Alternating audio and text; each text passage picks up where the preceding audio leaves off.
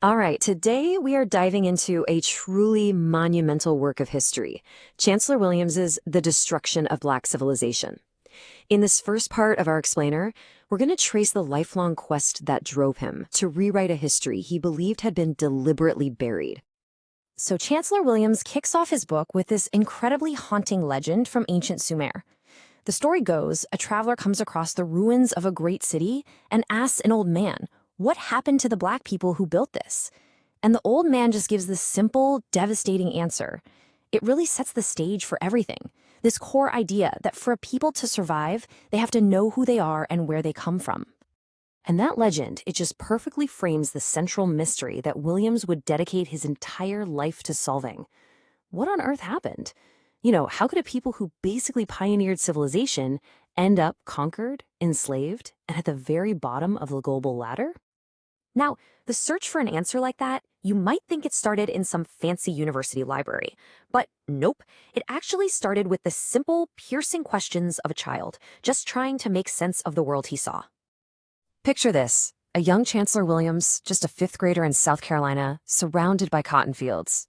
He sees the white kids going to these nice brick schools for 9 months a year, while he and the other black kids are in a shack for 5.5 months before they have to go back to the fields. And he asks this brutally honest question.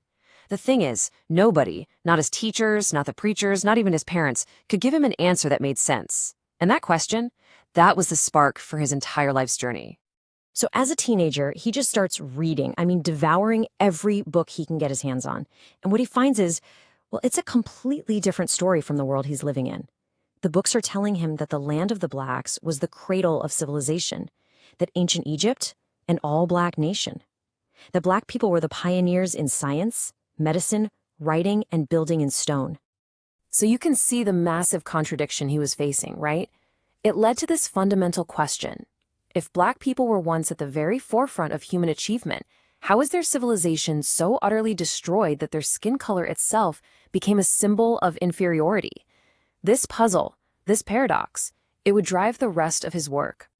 Now, answering a question that big, that's not something you can do from an armchair. It demanded a totally new way of thinking and, frankly, an almost unbelievable amount of dedication. And when I say dedication, I mean it. Williams embarked on a 16-year quest for answers. This wasn't just hanging out in libraries. We're talking about a massive undertaking, doing field studies across 26 different African nations, covering 105 different language groups. He came up with this really unique 4-part game plan. First, he studied the history of the conquerors, the Europeans and Arabs, to get inside their worldview. Then, he went to Europe, because he knew that's where all of Africa's stolen historical records were being kept. He dug through everything, colonial reports, missionary letters, you name it. But, and this is the crucial part, he spent 2 whole years in Africa actually listening to the oral histories passed down by elders, the real living libraries of the continent. So while he's studying at Oxford, something wild happens. A professor, in the middle of a lecture, makes this sneering remark. He was complaining about how hard it was to rule Africans because their kings couldn't just do whatever the British wanted. The people could actually remove a king they didn't like. Now, the professor totally meant it as an insult, but for Williams, a huge light bulb went off. That one offhand comment sent him down a rabbit hole, and it led to one of his biggest discoveries, an ancient continent-wide system of democracy that existed long before the Greeks.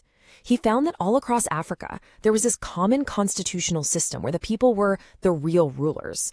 The king was just their spokesperson and couldn't make any big moves without the approval of a council of elders. So that primitive system the professor was mocking, yeah, it was actually a highly sophisticated form of social democracy.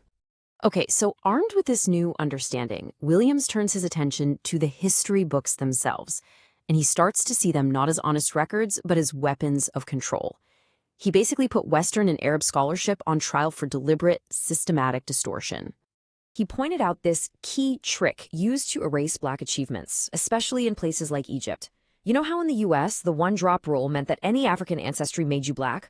Well, Williams found that historians did the exact opposite for North Africa and the Middle East. Over there, if a person had even 1 drop of Caucasian blood, they were reclassified as white. This literally whitened entire civilizations, pharaohs and all, right in the history books. And that was just one part of the playbook he uncovered. Tactic 1. Just chop off the first 4,000 years of black history. Gone. Tactic 2. Reframe African history to be about what Arabs and Europeans did in Africa, not what Africans themselves did. Tactic 3. If there's a Black achievement that's just too big to ignore, just say it came from some mysterious Caucasian influence. And finally, systematically replace African names of people and places with Arabic and European ones to muddy the waters even more. But here's the thing about Williams. He wasn't just interested in tearing down the old false narrative. His main goal was to build a new one, to reclaim African history and finally tell it from an African point of view. So he proposed a whole new timeline for African history. It doesn't start with foreign invasions. It starts where it should, with the Black origins of civilization. It highlights a golden age of Black achievement, which is then followed by centuries of invasions and turmoil. And he includes this absolutely critical period he calls the Great Migrations, a centuries-long struggle for survival that he says explains so much, from why writing was lost to why society splintered. The story then comes up to the modern Black Revolution, the ongoing fight for true freedom. But Williams was crystal clear that revolution wasn't finished. He argued that the political independence African nations gained in the 50s and 60s was mostly an illusion. A new, much more subtle form of control had taken its place. Africa, he wrote, had the appearance of freedom but was still trapped in economic shackles. And this all led him to pose a direct challenge for the future. He urged the Black world to stop just automatically adopting foreign ideas, whether it's capitalism, communism, or Western-style democracy. Instead, he called for a serious look inward, asking if Africa's own traditional systems, like that ancient democracy he uncovered, could be updated to build a better future. And Williams ends his preface with this incredibly powerful warning.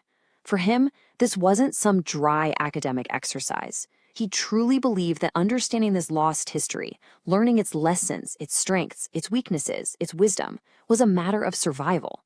It was, as he put it, maybe the race's last chance for a real rebirth.